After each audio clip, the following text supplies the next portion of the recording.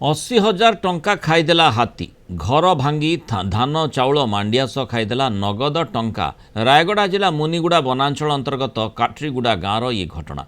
गत 7 दिन हेब एक 24 टिकिया हाथीपल यही अंचल उत्पात करुछंती। फसल नष्ट करने सह काट्रीगुड़ा गाँव में घर भांगुंट। जड़े व्यक्ति घर भांगी धान चाउल कांदुल मांडिया सह नगद 80,000 टंका हाथी खाई अभियोग होईछि।